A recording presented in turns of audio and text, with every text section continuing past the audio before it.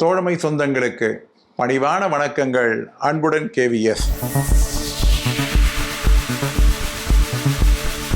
அஞ்சல் துறையிலே மிகவும் சுரண்டப்பட்டு வரக்கூடிய ஒரு கேடர் இருக்கிறது என்றால் அது P1 RMS அக்கவுண்டன்ட் கேடராகத்தான் இருக்க முடியுமே தவிர மற்றதாக இருக்க வாய்ப்பில்லை.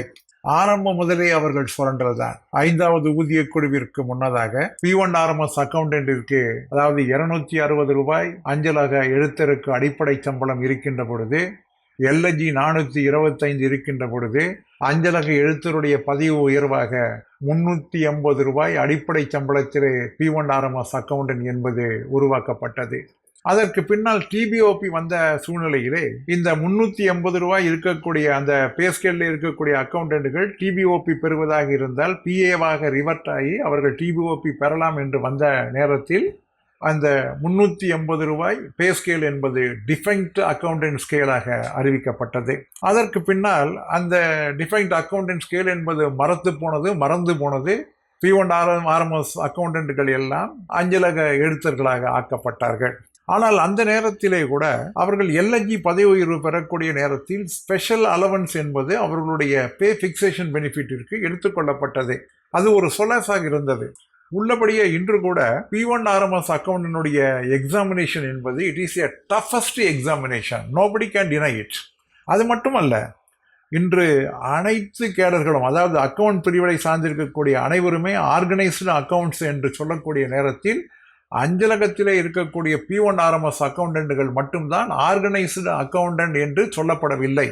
அது அவர்களுக்கு மிகப்பெரிய ஒரு அநீதி. இன்று அவர்கள் செய்யக்கூடிய அந்த பணிகள் எல்லாம் நிச்சயமாக அஞ்சல் கணக்கு பிரிவிலை செய்யக்கூடிய பணிக்கு சற்று கூட சளைத்தது அல்ல. ஆனாலும் கூட அவர்களுக்கு உரிய ஊதியம் என்பது அல்லது உறுதி மதிப்பு என்பது அளிக்கப்படவில்லை.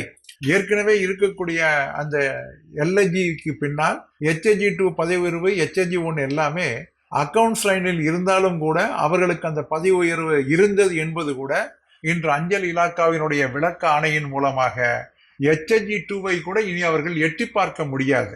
HG2 ப்ரமோஷனுடன் ஸ்டாக்னேட் ஆகின்ற ஒரு சூழ்நிலை இருக்கிறது. ஒரு அஞ்சலக எழுத்தருக்கு NFG வரை செல்லக்கூடிய நேரத்தில் ஒரு அக்கவுண்டன்ட்டுக்காக அவர்கள் தேர்ந்தெடுக்கப்பட்டு அக்கவுண்ட்ஸ் லைனை தேர்ச்சி பெற்றால் அவர்கள் HG2உடன் ஸ்டாக்னேட் ஆக வேண்டும் என்பதே ஒரு மோசமான ஒரு சுரண்டல் முறை. இதற்கே ஒரு விடிவு என்பது கண்டிப்பாக ஏற்பட வேண்டும். P1 RMS அக்கவுண்டன்ட்டுக்காக தனியாக ஒரு கேடர் ரீஸ்ட்ரக்சரிங் என்பது உருவாக்கப்பட வேண்டும். அங்கேயும் NFG வரை அந்த பதவிகள் உயர்த்தப்பட வேண்டும். அது இன்று வரை நடத்தப்படவில்லை. இன்று இருக்கக்கூடிய சூழ்நிலையிலே பல்வேறு விதமான புதிய பணிகள், பல்வேறு விதமான புதிய அக்கவுண்ட் செக்கிங் எல்லாம் வந்த பின்னாலே P1 RMSனுடைய பணிச்சுமை என்பது மிக அதிகமாக இருக்கக்கூடிய இந்த நேரத்திலே தொடர்ந்து அவர்கள் சுரண்டப்பட்டு கொண்டிருக்கின்றார்கள். இது ஒரு புறம் இருந்தால், எரிகின்ற கொள்ளியிலே எண்ணெய் சேர்ப்பது போல இன்னொரு செய்தியும் நாம் அறிந்து வேதனையுற்றோம். அஞ்சல் இலாக்கா 7/2/2023 அன்று ஒரு கடிதத்தினை அனைத்து PMGகளுக்கும் அனுப்பியது.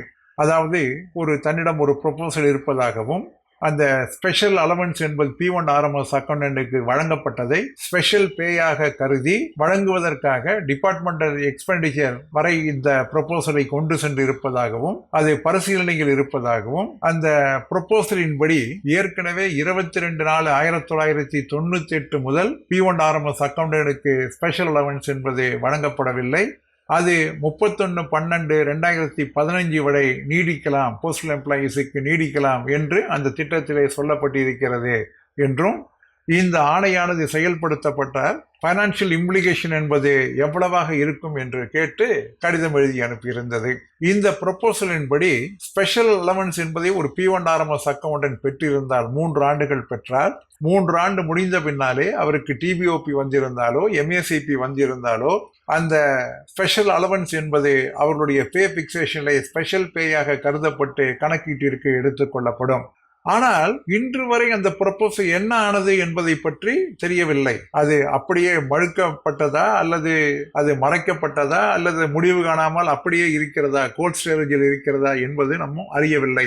ஆனால் இதே பிரச்சனையிலே அஞ்சல் இலாக்கா சமீபத்திலே ஒரு 4-5 மாதங்களுக்கு முன்னால் சஞ்சீவ் குமார் மற்றும் 12 P1 RMS அக்கவுண்டன்ட்கள் தங்களுடைய பே பிக்சேஷனை இது போன்று அளித்திட வேண்டும் என்று கோரி அவர்கள் டெல்லி நீதிமன்றத்திலே தொடுத்த வழக்கினை அமுல்படுத்த சொல்லி, அதாவது OA 44/74/2018 அதில் இருக்கக்கூடிய அந்த 13 பேருக்கும் அமுல்படுத்த சொல்லி ஆணை வெளியிட்டு இருக்கிறது.